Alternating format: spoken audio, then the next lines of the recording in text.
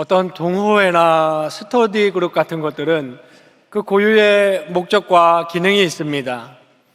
그런데 그 본래의 목적이나 정체성은 잃어버리고 사교 일변도로 흘러간다든지 하는 등 전혀 다른 모습이 보이는 경우가 흔히 있습니다.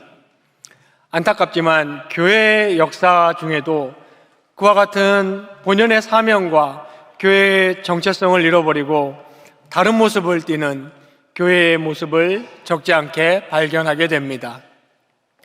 성경에는 교회의 참된 모습에 대해 여러 방면으로 말해주고 있습니다. 그중 오늘 본문은 교회의 가장 본질적인 목적과 기능에 대해 알려주고 있습니다.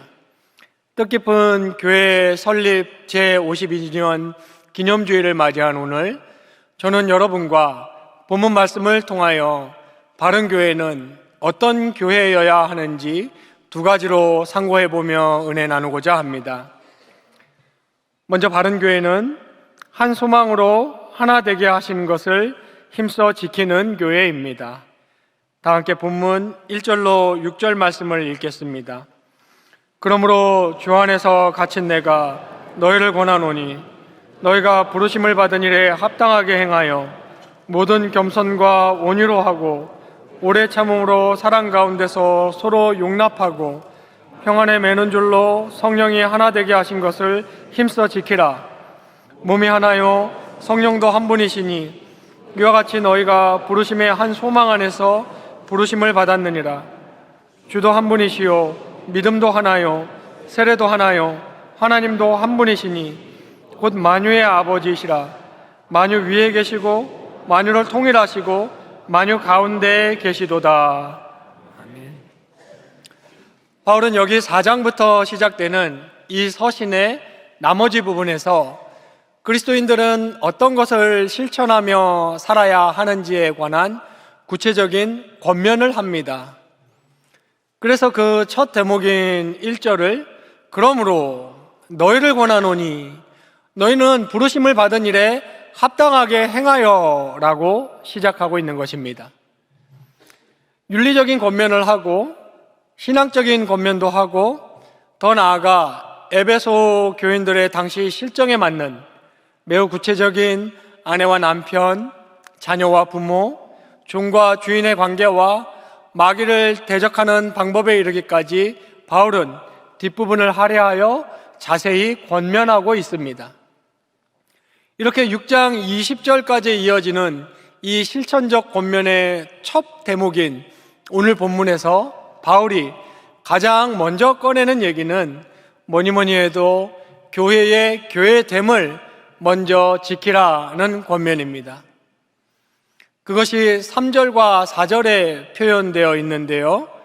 부르심의 한 소망 안에서 성령이 하나 되게 하신 것을 지키라입니다. 먼저 성령의 하나 되게 하신 것이란 것은 성령께서 친히 하나로 만들어 주신 것을 의미합니다. 즉 교회를 의미합니다. 택자 한 사람 한 사람에게 먼저 찾아와 구원으로 불러주시고 예수 믿게 하시어 그들 모두를 한 몸 이루게 하신 이 교회를 의미합니다. 이렇게 구원받은 사람들의 무리가 곧 교회입니다. 수천 년 전 믿음의 선진들로부터 장차 태어날 하나님의 택한 자녀들에 이르기까지 성령 안에서 하나의 우주적 교회를 이루고 있습니다. 그러한 우주적 교회는 반드시 지상의 눈에 보이는 가시적 지역교회로 나타나게 됩니다. 성경이 인류를 나누는 기준은 어떤 민족적 혈통이나 지역이 아닌 성령 안에 하나 된 교회인가 아닌가입니다.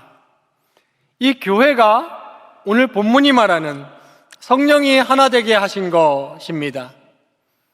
그리고 이러한 교회는 오늘 본문의 표현대로 한 가지 소망으로 부르심을 받았다고 했습니다. 이 소망이란 것은 그리스도 안에서 온 존재 세계가 완전하게 되는 소망입니다. 악이나 죄나 부조리나 불완전이나 썩음이나 노화가 없는 온전한 세상이 완성되는 소망을 말합니다. 이를 오늘 서신 에베소서에서는 만물을 그리스도의 발 아래 복종하게 하신다든지, 만물을 통일하신다든지, 만물을 충만하게 하신다 등으로 다양하게 표현하고 있습니다. 이 소망은 바램이 아닌 확신입니다.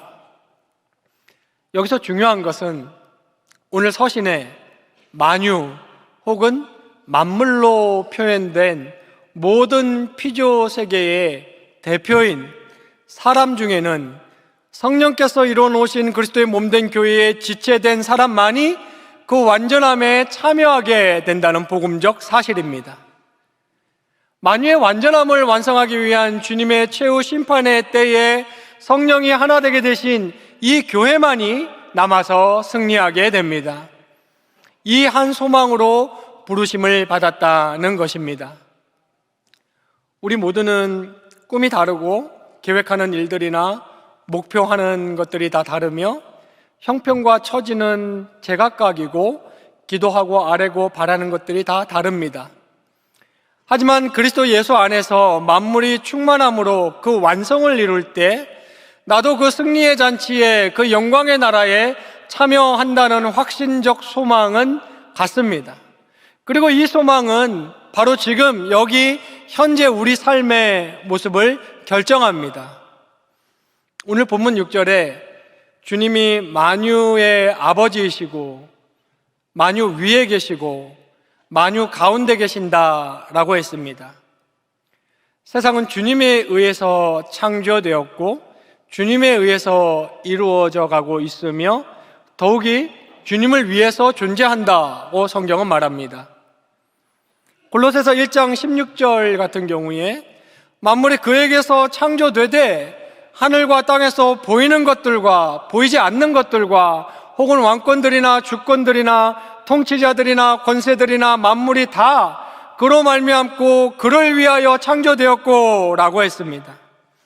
우리에게 익히 유명한 로마서 11장 36절에서도 이는 만물이 주에게서 나오고 주로 말미암고 주에게로 돌아갑니다.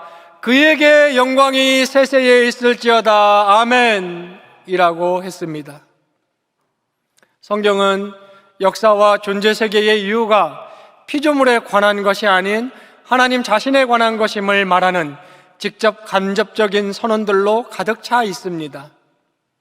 그렇기에 성령에 의해 하나 되고 한 소망을 가진 교회 공동체는 각자 사는 모양과 형편은 다르지만 지금 여기에서 예수 안에서 살고 예수를 위해 살며 예수 때문에 산다는 이 하나됨 역시 함께 지켜가야 하는 것입니다. 만물이 예수 그리스도의 발 아래에서 예수 그리스도 안에서의 완성을 향해 나아가고 있으므로 우리의 삶 역시 인간의 존재 역시 거기에 정렬시켜 예수 그리스도 안에서 예수를 위해 사는 그 사람들의 공동체가 곧 지상의 교회 공동체입니다.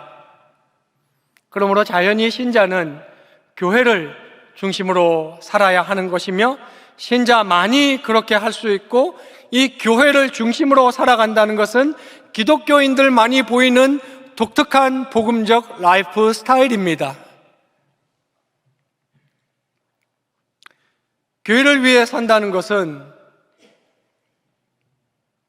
교회가 내 존재의 마음의 중심에 자리 잡고 있는 것을 의미합니다.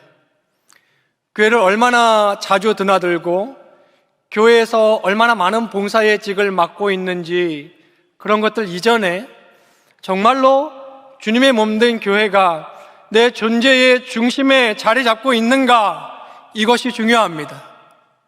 제 말은 교회에 자주 모이고 교회 일을 많이 하는 것이 중요하지 않다는 말이 결코 아닙니다. 두말할 나위 없이 그것들은 상식적으로 중요한 일이며 매우 중대한 일이고 그렇게 해야 합니다. 그러나 우리는 늘 더 근본적이고 본질적인 것부터 분명히 해야 합니다. 만물의 중심인 역사의 요체인 존재 세계가 완전을 이루는 일에 있어서 핵심 기관인 그리스도가 피로 값주고 사신 그 몸인 최후 승리의 무리들인 역사 속에 이 교회가 내 마음에 내 존재의 좌소 중심인 카르디아에 자리 잡고 있는가? 이것이 중대합니다. 아니면 다른 것이 내 삶의 중심에 있고 교회는 그 변두리 어디쯤에 자리 잡고 있고 심지어는 교회가 내 삶의 중심을 서포트하고 도와주는 종교적 장치 정도로 전락해버리고 있지는 않는지 우리가 기독 신자라면 정말 진지하게 하나님 앞에 돌아보아야 합니다. 내 삶의 방향이, 내 삶의 의의가 그 성경적 교회의 방향과 의의에 맞추어져 있는 것이 신자에게는 중요합니다. 늘 교회를 생각하고 교회를 위해서 기도하고 삶이 교회와 함께 나아가고 교회를 위해 헌신해야 합니다.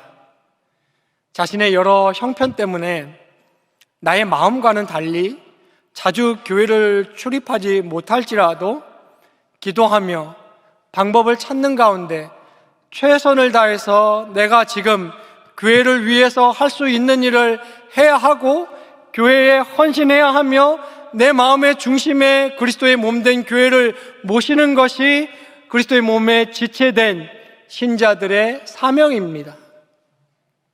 내와 내 가족의 중심에 주님의 몸된 교회가 있어야 합니다. 여러분, 교회를 중심으로 예수를 위해 살 때에 사람은 진짜 의미를 발견하게 됩니다. 교회를 중심으로 예수를 위해 살 때에 내 삶에서 소망이라는 것이 샘솟고 삶의 문제들을 해결받으며 내가 나의 삶에 나아갈 길에 빛을 보게 되는 것입니다. 또한 교회는 종교다원주의나 종교 혼합주의에 절대로 물들어서는 안 됩니다.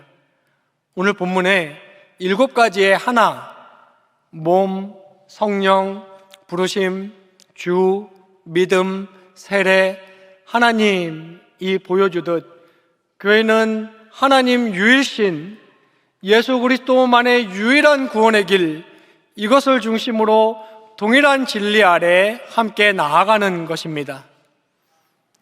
교회는 사람들을 위해 사람이 모인 단체가 아닙니다. 주님을 위해 성령이 하나 되게 하신 무리가 지상의 교회입니다. 예수 그리스도를 머리로 하며 그 피로 친히 사신 주님의 몸이 교회입니다. 한 소망 가운데 우리를 부르신 그 소망 가운데 성령의 하나 되게 하신 것을 힘써 지키기를 끝까지 힘쓰시는 경향의 모든 성도님 되시기를 간절히 바랍니다. 이렇게 교회의 의의를 말한 뒤에 바울은 그 내용을 조금 더 구체적으로 좁혀서 그러면 그러한 교회는 어떻게 하나됨 가운데 한 소망으로 세워져 가며 교회의 일원들의 공통된 구체적인 목표는 무엇인지도 말해주고 있습니다.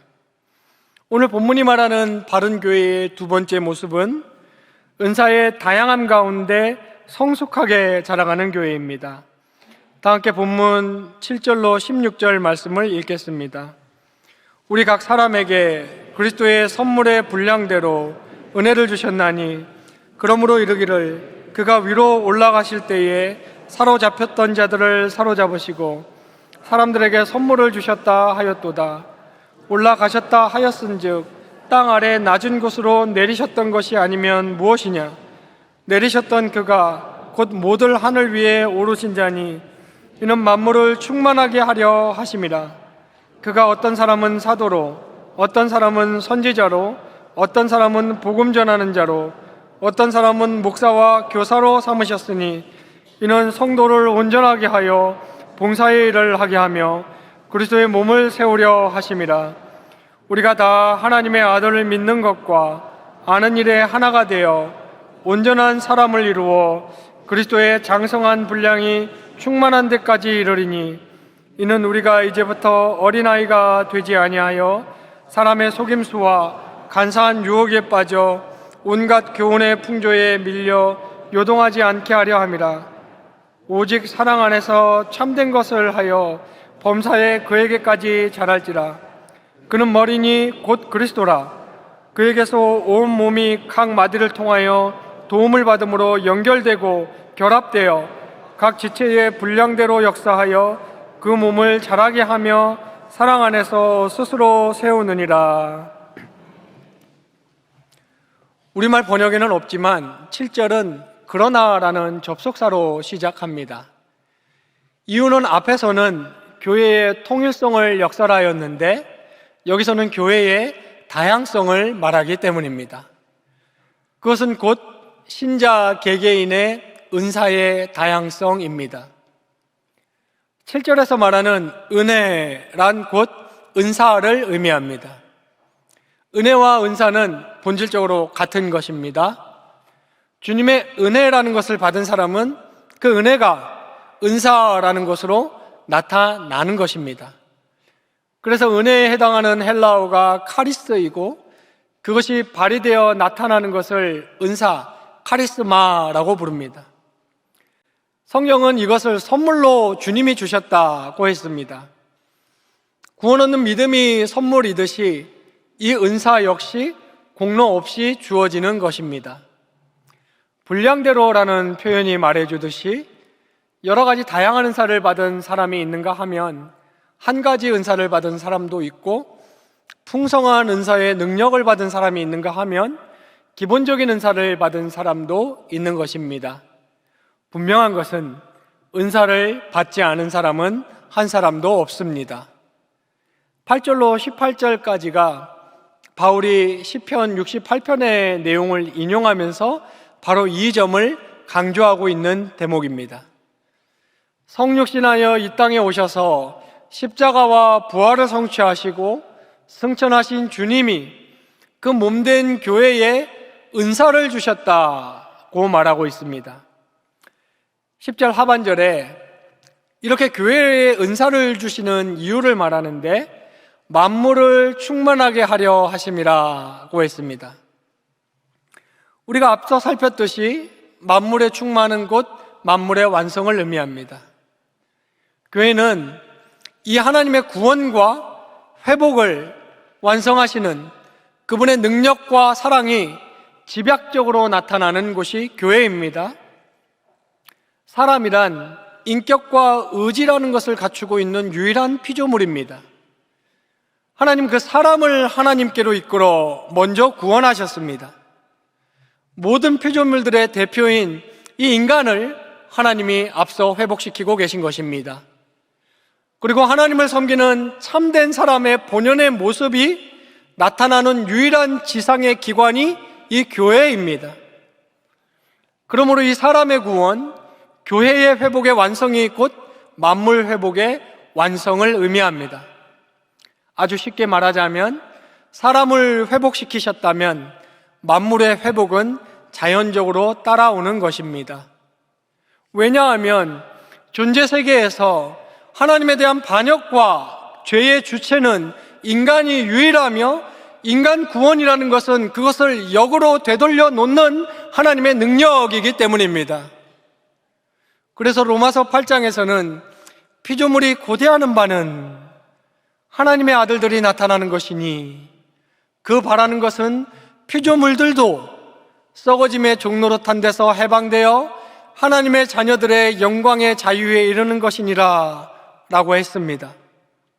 피조물들도 택자들 구원의 완성을 고대하고 있다고 의인화해서 선언하고 있는 것입니다. 그렇기 때문에 오늘 본문 10절 하반절에서 말하기를 그리스도께서 교회의 은사들을 주시는 것이 만물을 충만하게 하려 하심이라고 말하고 있는 것입니다. 교회의 완성이 만물 회복의 완성입니다. 그리고 이렇게 은사를 주시는 구체적이고 세부적인 목적은 12절에 봉사의 일을 하게 하며 그리스도의 몸을 세우려 하심이라 라고 더 구체적으로 말해주고 있습니다. 그리스도의 몸이란 당연히 교회입니다. 세우려 한다는 것은 그 몸을 완성해 간다는 말입니다. 바울은 2장에서도 교회를 건물로, 그리스도를 그 건물의 모퉁이 돌로 비유하면서 함께 지어져 간다고 했습니다. 오늘 본문에서는 교회를 몸으로 비유하고 있습니다. 15절에서 그리스도를 그 몸의 머리라고 했습니다. 교회의 지체인 각 신자에게 은사를 주어서 그들로 하여금 봉사를 하게 하여 역사 속에 하나님의 몸인 교회를 완성해 가신다고 말해주고 있습니다. 은사는 다양하며 그 은사가 나타나는 봉사의 모습은 훨씬 다양합니다. 신약 서신들이 말하고 있는 대부분의 은사는 어떤 특이한 기술이나 초월적인 능력에 관한 것이 아니고 은혜를 받은 자라면 누구나 할 수 있는 헌신과 봉사에 관한 것임을 우리는 확인할 수 있습니다. 그래서 오늘 본문도 일이라는 뜻의 이 단어를 봉사라고 잘 번역해 놓았습니다. 그리고 이 몸을 세워간다는 것의 핵심적인 내용을 구체적으로 말한 것이 13절의 내용입니다. 즉 그리스도의 장성한 분량에까지 자라가는 것이 교회의 몸을 세워가는 것입니다. 그러니까 이 몸을 세워간다는 것은 내면적인 것이고 영적인 것을 의미합니다. 그리스도의 장성한 분량이라는 것을 직역하면 그리스도의 충만한 경지인데, 이는 곧 그리스도의 완전하심의 상태에까지 자라간다는 것을 의미합니다. 그리스도는 성경에서 둘째 사람이라고 칭하고 있습니다. 즉 신학적으로 둘째 아담, 마지막 아담이라고도 불리웁니다. 이 말은 하나님을 잘 섬기며 하나님의 말씀에 따라 살아가는 일에 있어서 첫 번째 아담과 그 후손인 우리는 온전히 이르지 못하였지만 참 사람으로 이 땅에 오신 예수 그리스도는 완전히 하나님을 섬기셨으며 말씀에 따라 사셨습니다. 그리스도의 그 의와 공로가 믿음으로 우리의 것이 되는 은혜를 누림으로 우리는 그 자유함과 감사 가운데 주님의 본을 따라서 하나님을 잘 섬기며 하나님 말씀대로 살아가기를 힘쓰고 있는 것입니다. 이 일을 우리는 13절에 표현한 대로 그리스도의 그 장성한 분량이 충만한 데에 이르는 날까지, 즉 만유의 완전한 회복의 때까지 힘써 나아가야 하는 것입니다. 이것이 그리스도의 몸을 세워나가는 것의 본질입니다. 이를 위해 각 신자는 받은 은사대로 교회를 위해 봉사의 일을 해나가는 것입니다. 맡은 직책의 헌신으로 또는 기도로 또는 물질로 혹은 이 모든 것으로 하나님이 자신에게 처하게 하신 내 삶의 형편에 따라서 주님의 몸된 교회를 위한 봉사의 일을 해나가므로 우리 모두는 그리스도의 몸으로서 머리이신 그리스도를 필두로 하여 그 그리스도의 몸을 세워져 가는 것입니다. 그런데 오늘 본문은 성도가 그렇게 봉사의 일을 하기 위해서는 먼저 최소한의 온전하게 됨이 있어야 하는데, 이렇게 성도를 온전하게 하기 위한 은사의 직책을 말해주고 있습니다. 곧 목사의 직책입니다.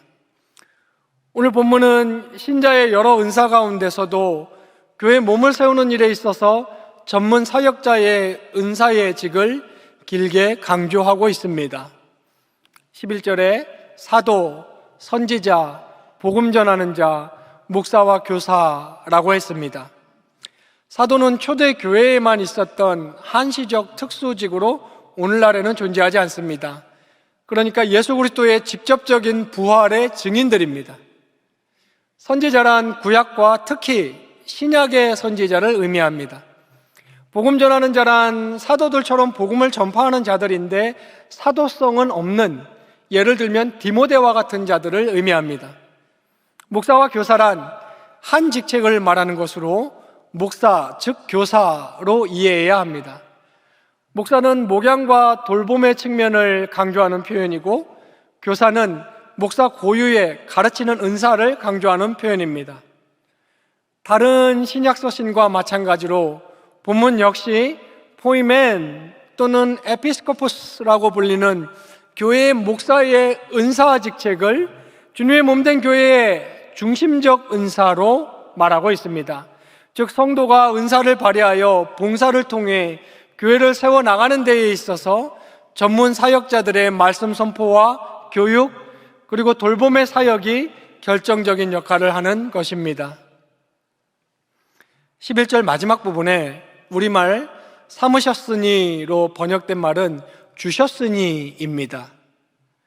즉 사역의 은사직을 교회를 위하여 교회에 그리스도가 주신 것입니다.